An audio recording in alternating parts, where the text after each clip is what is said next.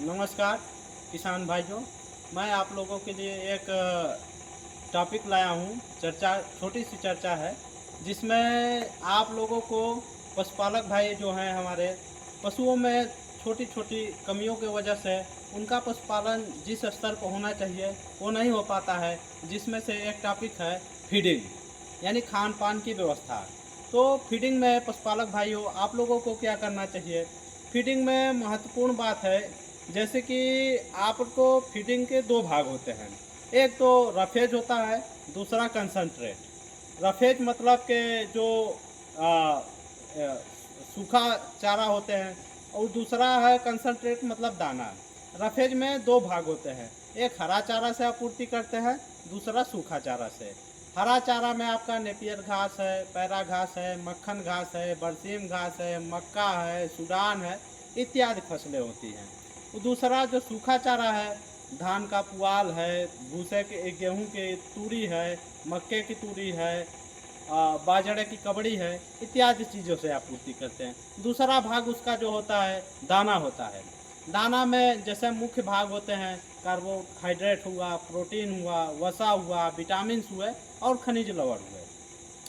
तो उसमें हम लोग पहली बार टॉपिक पे आते हैं, जैसे कार्बोहाइड्रेट। तो कार्बोहाइड्रेट की आपूर्ति करने के लिए पशुओं के शरीर में, उसके लिए हम लोग गेहूँ, जौ, जई, मक्का इत्यादि चीज़ें लेते हैं।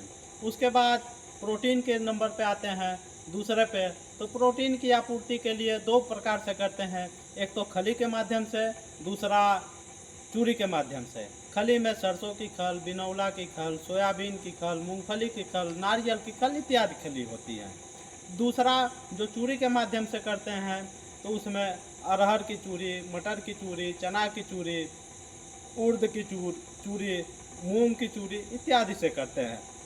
प्रोटीन, विटामिन, विटामिन्स को हम हरे चारे में, और जो है ये हमारे दाने हैं कार्बोहाइड्रेट और प्रोटीन में जो दाने हैं इससे आपूर्ति हो जाती है।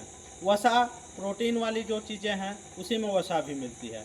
उसके बाद आपको रफेज, जैसे कि पशुओं में मेटाबॉलिज्म बना रहे उसके लिए हम लोग चोकर का भी प्रयोग करते हैं। चोकर यानी कि आपको वसा कार्बोहाइड्रेट में ही चोकर को लिया जाएगा। उसके बाद खनिज लवण, खनिज लवण में मैग्नीशियम सल्फेट, कॉपर सल्फेट, नमक, कैल्शियम इत्यादि चीज़ें होती हैं। मार्केट में खनिज लवण किसान भाइयों घर पर नहीं बना पाएंगे, इसके लिए मार्केट में आपको बने बनाए मिनरल मिक्सचर के नाम से मिल जाएगा। उसमें बहुत से कंपनियां बनाती हैं, जैसे एग्रीमिन फोर्ट हुआ, क्यूरामीन हुआ, इत्यादि कंपनियां बनाती हैं। इसके लिए हम लोग जो कंसंट्रेट है, प्रोटीन है, कार्बोहाइड्रेट है, वसा है, विटामिन है, इसको किस अनुपात में मिला है किसान भाई को नहीं पता हो। तो इसके लिए आप लोग को 30% कार्बोहाइड्रेट, 30% चोकर, 30% प्रोटीन।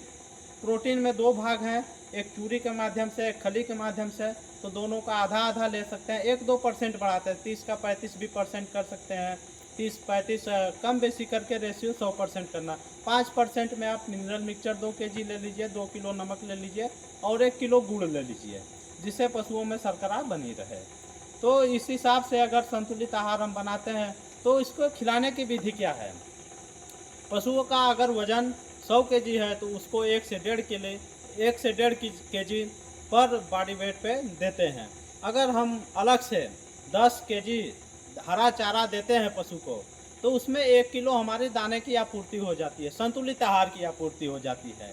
तो इस हिसाब से हम संतुलित आहार में जो हमारा कंसंट्रेट है, दाना है, अगर हरे चारे से आपूर्ति करते हैं पशुओं में, तो उसको हम लोग दाने में कम कर देते हैं। अगर हमारा दूध, जैसे हम एक मान लेते हैं 400 kg की गाय है, तो उसको 4 से 6 किलो उसके शरीर के लिए यानी बॉडी मेंटेनेंस के लिए दाने की ज़रूरत पड़ेगी।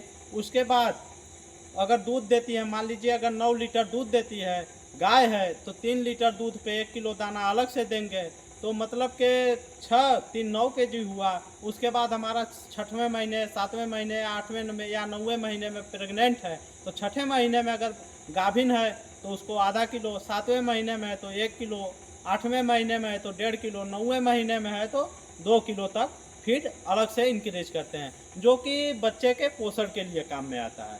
इस हिसाब से अगर हम लोग पशुपालक भाई अगर इस हिसाब से दाना अगर संतुलित आहार बना के अगर पशुओं को खिलाते हैं तो दूध उत्पादन भी होगा, पशु समय समय से गर्भित भी होंगे, पशु का स्वास्थ्य भी अच्छा होगा, जिससे आपको बेहतर दूध भी देंगे पशु, जिससे आपकी अच्छी आर्थिक आय होगी। नमस्कार।